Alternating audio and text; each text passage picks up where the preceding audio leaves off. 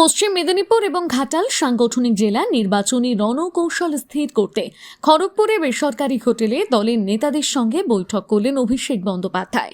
গুরুত্বপূর্ণ এই বৈঠকে অংশগ্রহণ করেন তৃণমূলের জেলার সভাপতি, কোর কমিটির সদস্যরা, বিভিন্ন পৌরসভার চেয়ারম্যান ও ভাইস চেয়ারম্যান, সাংসদ, বিধায়ক এবং প্রার্থীরা। জানা যায়, দুপুর প্রায় 1:30 নাগাদ পশ্চিম মেদিনীপুর জেলার সাংগঠনিক বৈঠক শুরু হয়। এরপর পর্যায়ক্রমে ঘাটাল সাংগঠনিক জেলার বৈঠক অনুষ্ঠিত হয়। সূত্রের খবর, বৈঠকে মূলত সংগঠনের বর্তমান অবস্থা পর্যালোচনা, আসন্ন নির্বাচনের প্রস্তুতি এবং ভবিষ্যৎ কর্মপরিকল্পনা নিয়ে বিস্তারিত আলোচনা হয়েছে। পাশাপাশি বুথ স্তর পর্যন্ত সংগঠনকে আরও শক্তিশালী করার উপর জোর দেওয়া হয়েছে। খড়গপুর থেকে সৌমেন আদকের রিপোর্ট, সানন্দা নিউজ।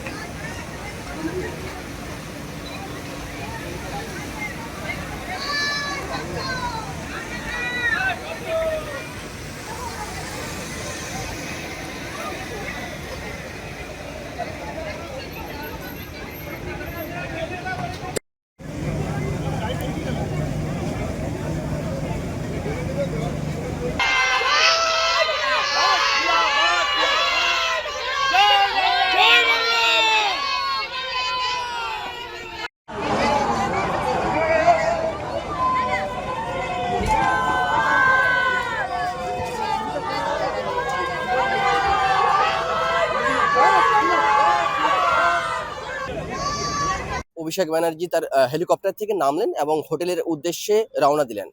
জানা গেছে, পশ্চিম মেদিনীপুরের মেদিনীপুর ও ঘাটাল সাংগঠনিক বৈঠকে তিনি এদিন খড়গপুরের একটি বেসরকারি হোটেলে এসছেন। বৈঠক শেষে তিনি কি বার্তা দেন জনসাধারণের জন্য, তাই দেখার বিষয়।